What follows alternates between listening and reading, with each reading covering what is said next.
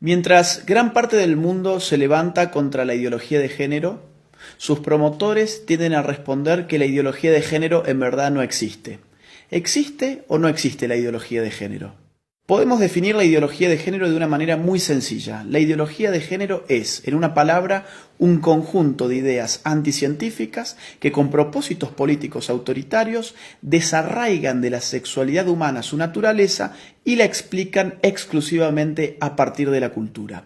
La idea medular de la ideología de género es que sexualmente hemos sido construidos por nuestro entorno y en consecuencia estamos llamados a deconstruirnos. Ahora bien, aquellos que argumentan que la ideología de género no existe, rara vez nos dicen qué entienden ellos por ideología.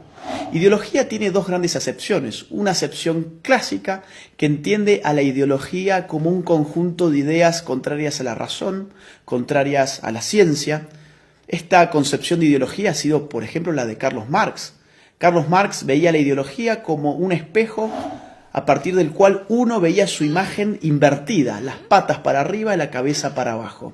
Otra acepción de ideología la brinda hoy en día la ciencia política, que entiende por ideología un conjunto de ideas que, al margen de su veracidad o de su error, sirven para movilizar grupos sociales y políticos específicos. ¿La ideología de género existe o no existe entonces?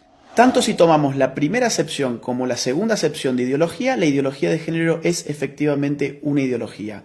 No solamente porque se opone a la ciencia biológica, a la anatomía, a la fisiología, a la psicobiología, a la genética, a la embriología, a las neurociencias, sino porque además ese conjunto de ideas mistificadoras y falsas sirven para catalizar la movilización política de dos grupos específicos, las feministas más radicales por un lado y los movimientos LGBT por el otro. Ahora bien, el problema con la ideología de género no es simplemente que sea una ideología, no es simplemente que sea anticientífica. El problema con la ideología de género es que representa un grave ataque a nuestras libertades individuales. La ideología de género no se puede sostener de no ser por el concurso del Estado. No hay ideología de género sin estatismo. Mírese cualquier país de Occidente que esté aplicando políticas de género y lo que va a ver es un Estado en constante expansión a expensas de la libertad individual de sus ciudadanos. Pongamos esto con un ejemplo claro. Supongamos que Juan se autopercibe como Superman. Él tiene toda la libertad y todo el derecho del mundo de autopercibirse como él quiera hacerlo. Supongamos que Juan, que ahora se autopercibe como Superman, nos dice que se va a arrojar desde un rascacielos. Juan evidentemente puede hacerlo. Lo que no tiene derecho Juan es formar un lobby de personas que se autoperciben como superhéroes y obligarnos a nosotros los ciudadanos a que los percibamos como ellos se autoperciben y mucho menos obligarnos a financiarles sus capas de superhéroes, a financiarles sus tratamientos para convertir su cuerpo en el cuerpo de superhéroes y mucho menos meterse en la conciencia de nuestros hijos y educarlos a través de un sistema adoctrinante en que ellos también pueden ser como Juan el superhéroe. Y ejemplos como este, que evidentemente es algo exagerado, se dan en otro nivel en nuestros países más frecuentemente de lo que pensamos. Por ejemplo, mi país, Argentina. Un señor llamado Sergio cumple sus 60 años. Ocurre que en la Argentina las mujeres se jubilan con 60 años y los hombres con 65. Sergio, muy perezoso, dice, no quiero ir a trabajar más y tengo un estado que me dice que la sexualidad depende de mi autopercepción, que yo soy sexualmente aquello que yo defino ser, no solamente para mí mismo, sino para los demás. ¿Qué hizo entonces Sergio? Fue al Estado, se cambió su sexo frente al Estado, estafó al pueblo argentino porque ahora se jubiló 5 años antes. En Argentina también estamos pagando con nuestros impuestos un programa de televisión pública que se llama Todes. Sí, Todes, porque ahora todos somos tan tontos que no sabíamos hablar y estas élites iluminadas de la ideología de género nos van a reeducar en nuestra forma de hablar. Eso es lo que se llama lenguaje inclusivo y en la Argentina ya lo estamos pagando con nuestros propios impuestos. Veamos otro tipo de ejemplo, un caso argentino, el de Babi Echecopar. Un periodista, locutor, tiene un programa de radio, fue muy crítico con las feministas y recibió una sanción de la justicia. La justicia le ha ordenado ahora al señor Echecopar que él tiene que darle un espacio en su programa radial a feministas y, entre comillas, especialistas en género, durante X cantidad de minutos todos los días. Babi Echecopar y todo su equipo tienen terminantemente prohibido refutar a las feministas y a los especialistas de género antes, durante y después de su participación. En Europa, por supuesto, esto adquiere ribetes más radicales. Veamos el caso de Suecia. El partido de izquierda recientemente propuso una ley para obligar a los hombres a orinar de sentados en los baños públicos. Consideremos también el caso de Hazte Oír, la ONG española que en marzo del 2017 lanzó a las calles un autobús anaranjado que decía: los niños tienen pene, las niñas tienen vulva, que no te engañen.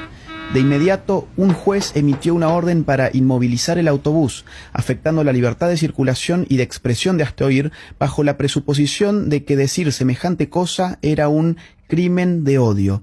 Después de todo, según la ideología de género, existen niñas con pene y niños con vagina. En febrero de 2019, el gobierno socialista español terminó retirándole a Hazte Oír su utilidad pública precisamente por criticar el dogma de género. Mientras tanto, en el País Vasco se ha pedido la prohibición del fútbol como deporte en los colegios porque se dice que territorializa con criterios de género el espacio recreativo. ¿Tanto se mete el Estado en tu vida bajo la hegemonía de la ideología de género que, por ejemplo, tomemos el caso canadiense? Allí, un proyecto de ley pretende penalizar a aquellos que utilicen pronombres de género equivocados. ¿Y esto qué significa?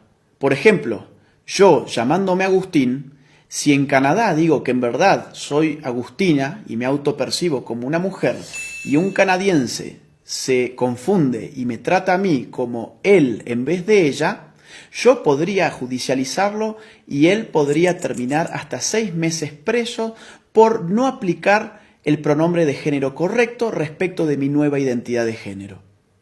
Pensemos, si no, en otro reciente caso de la Argentina. Florencia de la B, un travesti muy famoso de mi país, recientemente en la ciudad de Carlos Paz, ganó el premio a la actriz del año. A un locutor cordobés se le cruzó por la cabeza criticar esa premiación alegando que el premio a la actriz del año correspondía a una mujer. Hoy ese locutor está enfrentando un proceso judicial y ha sido ya castigado por instituciones estatales por expresar su opinión al respecto. Los ejemplos abundan y llevaría horas enunciarlos todos. Lo bueno es que en América Latina tenemos todavía la posibilidad de levantarnos. Todavía estamos a tiempo para decirle no a la ideología de género, sí a la vida, sí a la familia, sí a la libertad. La ideología de género ofrece liberación, pero uno da vuelta a la página y se encuentra en todos los casos con una nueva prohibición. Se encuentra con un Estado avasallando los derechos individuales de sus ciudadanos, aumentándole los impuestos, diciéndoles qué pensar, qué no pensar, cómo hablar y cómo no hablar. Nadie que defienda verdaderamente la libertad individual puede estar en favor de una ideología que no solamente amplifica las dimensiones del Estado, sino que se mete con lo más íntimo del ser humano, con su conciencia. Por eso es imprescindible, ahora más que nunca, y aprovechando la pluralidad de fuentes que la red nos ofrece, salir finalmente de la ignorancia, contrastar las informaciones para poder tener una opinión verdaderamente propia y libre.